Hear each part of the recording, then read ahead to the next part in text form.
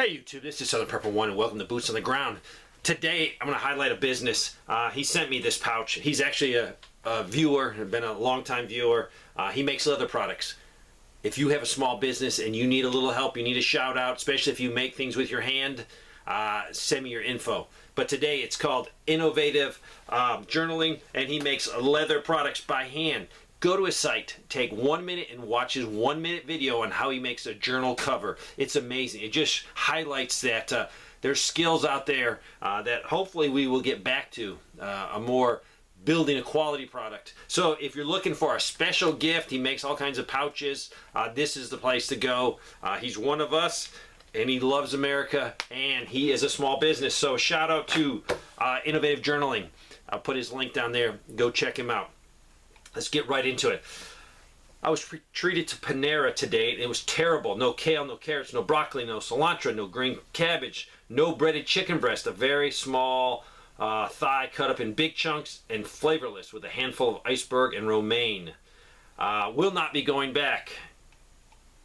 At my local Dollar General in Northwest Ohio, I was checking out it and noticed there was a Jackery Explorer 880 in a box, and I thought it was odd for something so expensive in a Dollar General. I did some research and found out that Jackery makes this model for retail store offline sales.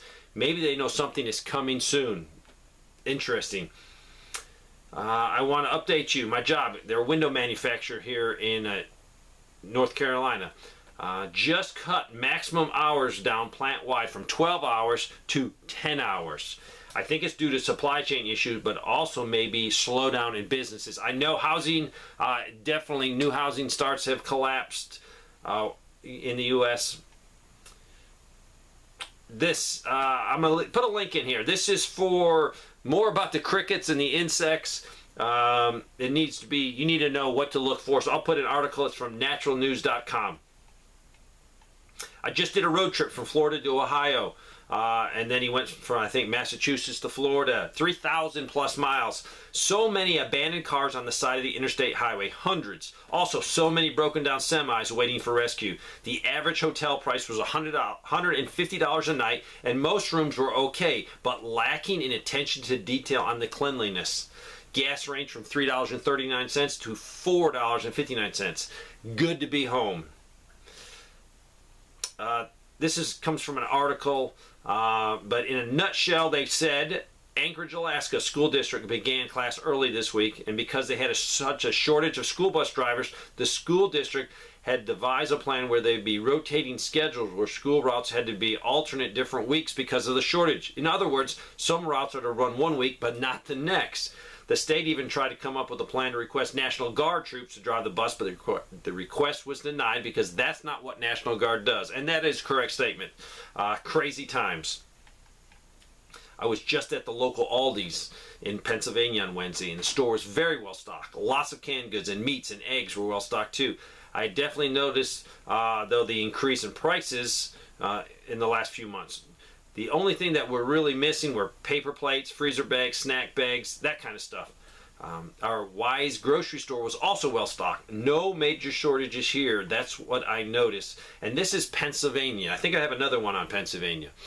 I live in Southwest North Carolina. Last year I paid $75 to clean my chimney, or $125 to clean both of them. This year one chimney sweep was $145.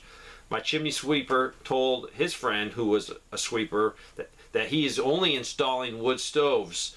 He's not doing any sweeping, so there's definitely now a shortage of sweepers. And he is booked 6 months out, I guess, for the install of piping and wood stoves. They also said stock up on matches, fire starters, fire extinguishers, and firewood. Get your gasket changed now if it needs to, and buy more gaskets for the future. And that's for the wood stove door. Has anyone else noticed that Dawn dish detergent has become much weaker in the past 6 months or so? It doesn't cut the grease nearly as well, and you have to use more. Not what I'm used to. I don't think it's my imagination, and it's probably not. Everything is becoming cheaper. They're cutting corners. Dave, I want to fill you in on how things are changing at our local food pantry. We are in Illinois. I volunteer once a week at a large nearby church pantry. In the past 6 months, we have went from 60 people coming through the line to an average of 200 people. Mostly represent families with multiple children. People begin lining up at least 3 hours before we open the door in all kinds of weather. We had someone pass out from heat almost every week recently, but they keep coming. We also give out numbers in accordance to the people order of arrival. Lately, there's been arguments over places in line. Even clients grabbing numbers out of other clients' hands if they feel they were there first. We mostly get deliveries from large Midwest food banks. We are at their limit of receiving food for 100 clients, even though we regularly have 200 people. So we divide up what they send us and give out progressively less, and then try to augment with local grocery store donations. We went from picking up grocery store donations 6 days a week to three times. The stores and restaurants, suppliers are just giving us less and less. Government supplements are dwindling as well. While the dairy box they occasionally send used to contain real butter and quality graded cheese, they now contain cheap margarine and low-grade processed cheese. Meat supplies of whole chicken or chicken breasts are now poor quality chicken quarters with backs attached when we are given any meat at all. We've noticed too that many younger clients either now don't know how to cook or choose not to, and since we receive less and less processed and frozen food and entrees, now they have fewer choices and now they're taking less. We try to hand out recipes and instructions where needed, but this is very concerning as food getting more expensive and more are priced out of the convenient food. Make sure all your family members know how to cook from scratch. We're strained at every level, and while there are 20 or so volunteers that come each week are faithful to help, the youngest helpers are in their 60s, and many are limited physically. The pantry can no longer afford to pay the increased price on plastic bags that are used to divide produce into smaller amounts, and many other suppliers that would routinely use. Now we're limiting the access to the building because there's increased vandalism, theft, and lurkers. We know for a fact that few people that come for free food will later sell what they are given, but we can only do so much and only hope we're reaching those that truly need what is given for however long we can. There are new families and new challenges every time we open our door. Food pantries need all the help, prayer, support, and donations they can get. And this problem, I believe, is just starting. We could be in for years and years of economic turmoil. I'm a cannabis trimmer in Denver area. Cannabis market is crashing. Interesting thing is there are no trimmers. So I contract with several clients for decent money. The cannabis industry is not coming back. Groceries are pretty much in abundance. Prices have gone up, but not as bad as most of the country. Some dollar trees are closed due to no workers. Potatoes are getting scarce. My dad was in World War II in Europe. He told me sugar, flour, chocolate, not able to get. A gas and coal plant in Colorado just got shut down due to pollution. Lots of homeless people, a lot of people on fentanyl, scary. Tweakers living in the national forests. The last of the Netherlands police, I guess it's a town, Netherden, I'm probably killing that name, are quitting, so nobody is doing anything about this, and this would be the tweakers in the forests. I could go on and on. Last night, my electrical oven and stovetop control board burned out. Without warning, they burned the wire harness, so I had to order a new one, and it's months out. The wife panicked as we rely heavily on the oven for casseroles to stretch ingredients and to feed 2 teenagers. Falling back on emergency prep, propane, we got propane grill, we got cast iron pans and Dutch ovens. Just a reminder that prepping supplies aren't always there just to solve SHTF problems. I work for an agricultural service in Southern Oregon. For the last 2 months, we have been going from field to field, demoing orchards and leveling the land in the area surrounding Medford, Oregon. Pear orchards stretch for miles. Many of them have been here since the 1880s. They have already been declining in the last couple of years because of water issues, loss of laborers to the cannabis industry. But this year, many more have gone out of business. With late frost and bad weather during pollination, this spring caused a very low yield. This as well as rising costs of fuel and labor. 80% of all pears in the U.S. are grown in the Pacific Northwest. I don't know if orchards are going out of business as badly in the rest of the region, but I do know the whole Northwest was affected by the late season frost this year. So there could be a lower pear supply. And they included some pictures that just showed them, yes, just demoing, tearing it all out.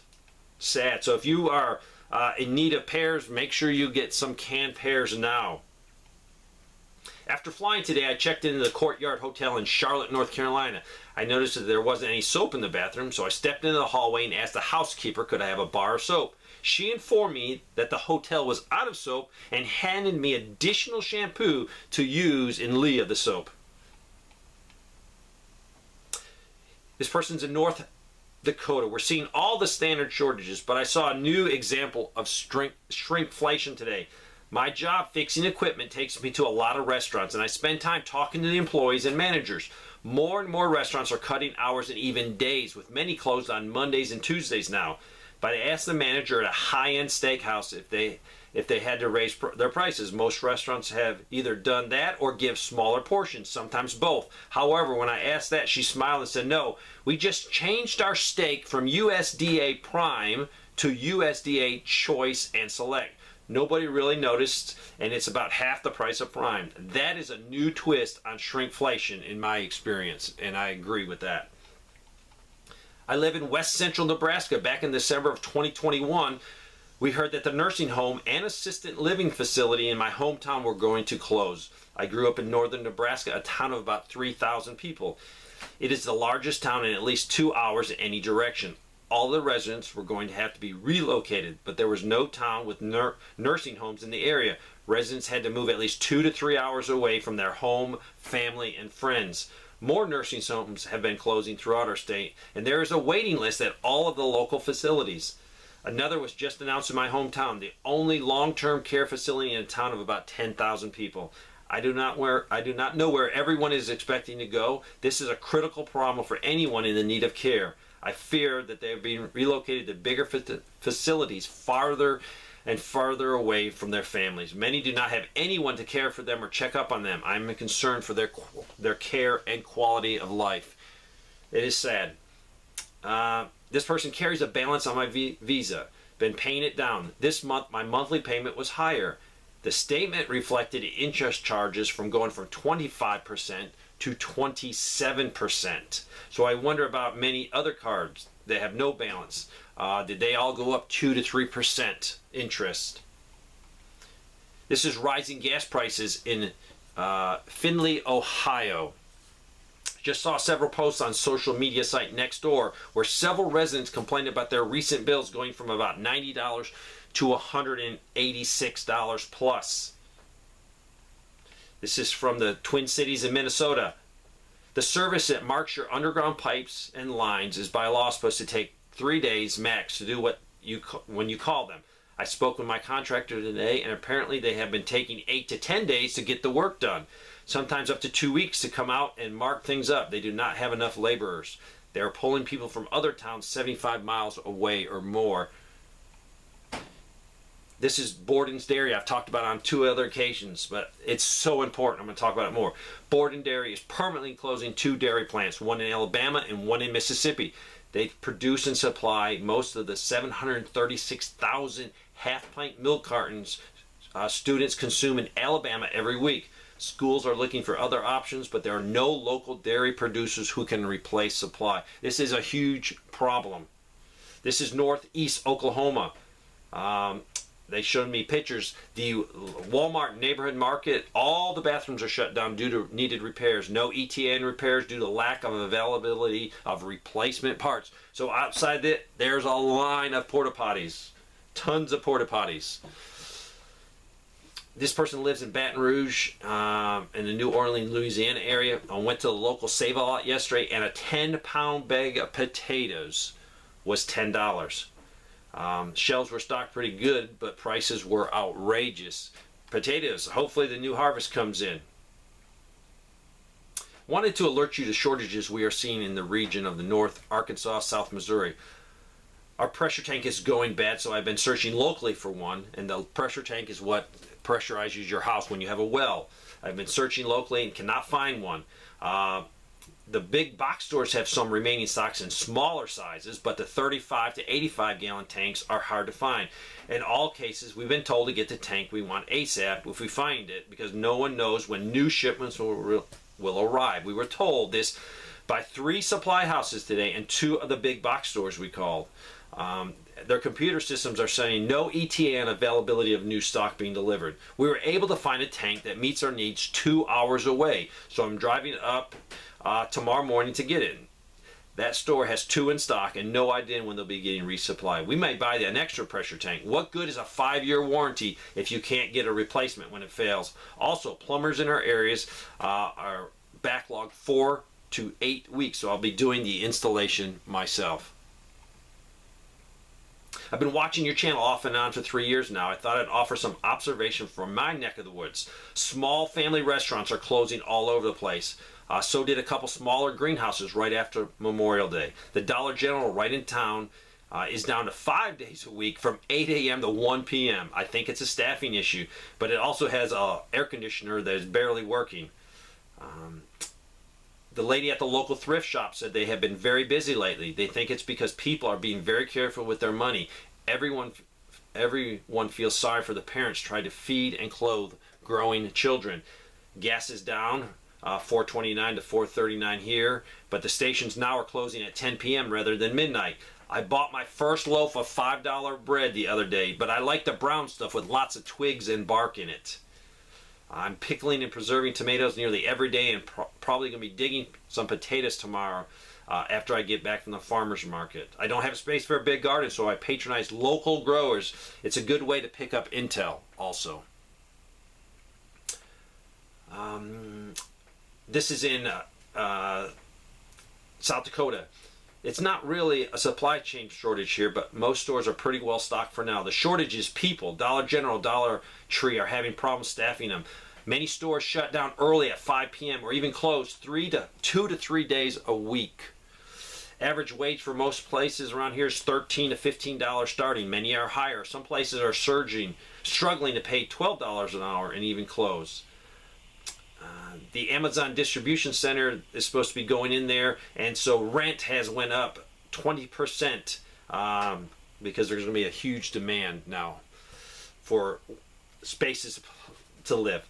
I've been in Tulsa for the past 3 weeks. The last time I was in Tulsa, it was never this bad. There's nothing but a large amount of homeless people all around the motel parking lot where I stayed. The Arby's in the area does not have chicken. The employees said they haven't had it for over a week, and they don't even think they'll be getting it in for a long time.